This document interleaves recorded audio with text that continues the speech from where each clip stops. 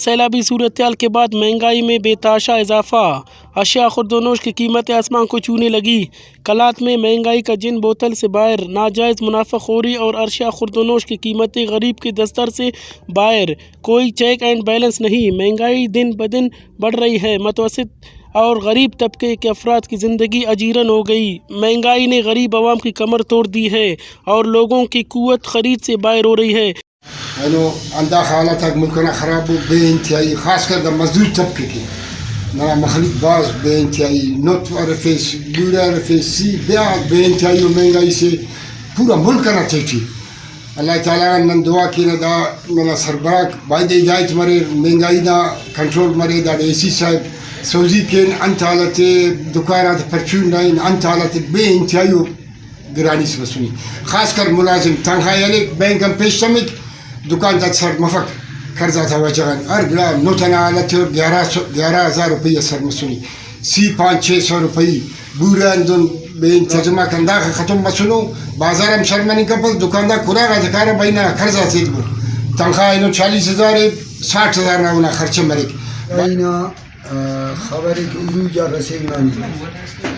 دال انانی 400 روپے کم از کم کلو ہے، سبزی ورس وہ تو اصل بہت زیادہ یعنی 200 600 فیما 200 روپیہ کی، اور غریباتا تو خاتمہ منی نہیں تھی،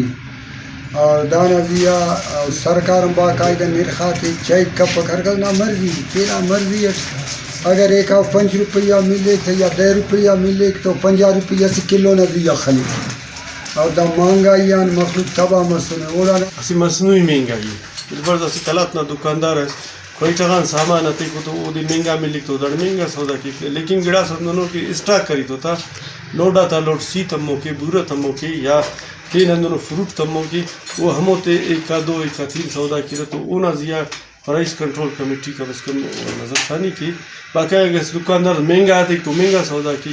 ایرٹمی کو کلاتتی یخ اندروں دا کلاتنا زیبداری یخت ہونے۔ ہر کسی کا اپنا ریٹس ہے، پرائس کنٹرول کمیٹی غیر فعال نظر آ رہی ہے، سرکاری نرخنامے پر کوئی عمل درآمد نہیں ہو رہا، جبکہ کلات پرائس کنٹرول کمیٹی بازار کا دورہ کرتے ہیں تو انہیں دکاندار اپنے کم ریٹس بتائے، جب چلے جاتے ہیں تو ریٹ میں کوئی کمی نہیں۔ کلات میں مہنگائی اور منافع خوروں کو کنٹرول کرنے اور سرکاری نرخنامے پر مکمل عمل درآمد کے لیے اقدامات اٹھائے جائیں تاکہ غریبوں کو ریلیف مل سکے۔